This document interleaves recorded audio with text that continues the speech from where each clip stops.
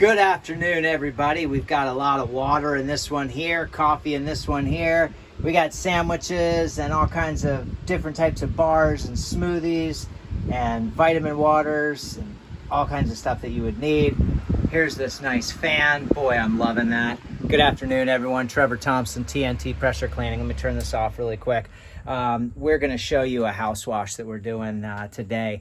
Actually, we got up on the gutters and blew out the gutters. Oh, I want to show you one thing real quick. You guys, we have lots of tools on our rig, right? These are the normal pressure cleaning, hoses that we would need, lots of guns and lances. But I want to show you something really quick, and that's inside this bucket here. Let me get this out. All right. Let me just show you guys this really quick. This is a miniature chainsaw. So I got up there today. You see that little sucker right there? All right. Well, I got up on the roof and did a gutter clean, and we had some large limbs that were laying into the roof. So I do have other saws and things, but that little electric, actually it's battery operated chainsaw, really makes a world of difference. Now, because I have a mobile trailer, guys, I've been able to park right here, okay? Which gives me plenty of room to pull my equipment out and do this house. I'm gonna be doing the curbs, the sidewalks, and the driveway. I can't have anybody park there, so I've laid out a bucket, an SH jerry jug, and a hose reel that I use. That way nobody parks there. If I had a trailer with fixed equipment, I would have to pull up alongside here, do my pool enclosure, my fences, everything else that I need to do, and then move that so that I can take care of this driveway. Now, I just noticed that the homeowner left a large pile of debris in the driveway, which is not good for me because that has to be moved. So anyway, as you can see, there's quite a little large pile of debris there. So we're gonna be doing this fence back here. And I'll let you see what the organic matter looks like really quickly. We'll shoot this with SH and surfactant, let that dwell for a little bit. That'll make all the lichen turn white and everything else. So if we look inside here, you guys can really see sort of what we're up against. I guess there's a lot of shading, but if I put you up against that fence, you can really see what that looks like. So that's gonna come out really, really nice. We're gonna do these little bricks right here. And then of course, get all this all cleaned up for them as well. And all these stones through here, turn those nice and bright. I've taken a bunch of pictures because the stones in the black, a lot like the stones in the back, looked like that, where they were just black. So I don't know what we're gonna do with all these leaves and debris, but we're gonna get this up here and just kind of shoot all around here. But what I wanted to show you guys is, of course, we have a blower, okay? Then we have the turbo tip on the end of here. That'll be done, used for doing the curbing out there. This is that cold water machine, 4 gallon a minute, 4,200 PSI. It's got a 13 horse AR Viper pump, nickel plated on the back. It's a workhorse. There's your ladder. These guys are by far, in my opinion, and I've been doing this a long time, the best gutter cleaning tool. Barbecue tongs. They allow you to scrape along the tracks, get out more than your hands could. And I've used gutter cleaning tools, and these are way more efficient and effective. So as you guys can see back here, we've got a fence, and you can see all of the rust iron and sulfur. So we're gonna treat that with oxalic acid and get that all nice and bright white. First, we're gonna treat this whole fence with SH and surfactant.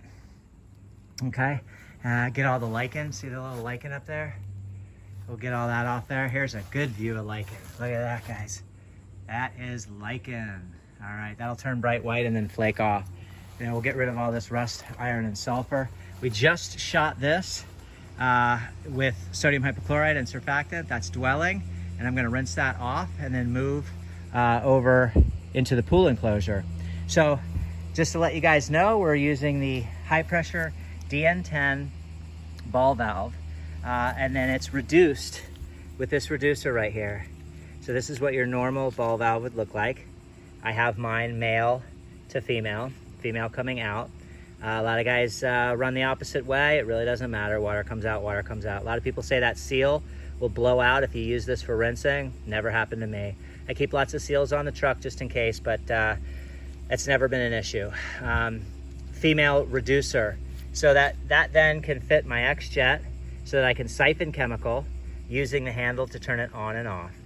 And also to do some cleaning with. In addition to, I keep a J-rod with a bunch of wash tips, okay? And so those are all the wash tips. You got a shooter tip on there and different various degrees of fan spray. That way I can chase the water, I can do screens really nicely and effectively without causing any damage. We've got a 2-gallon pump-up sprayer here that is full of oxalic acid. That's 2 gallons of oxalic acid.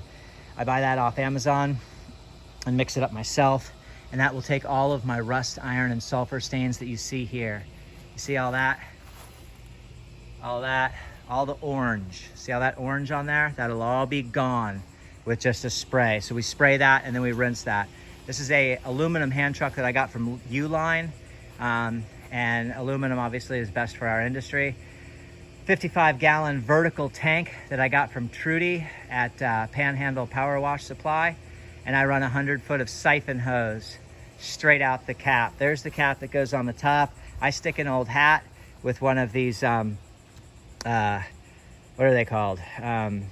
These are, can't remember the name of them. My wife gets them. They're Gorilla Ties, and I use them for everything. They're used for holding things, and they're just fantastic. So I put an old hat on top of there, and then I put this over top of that. I siphon straight out of there. That way I don't get anything inside my mix and pulling anything out.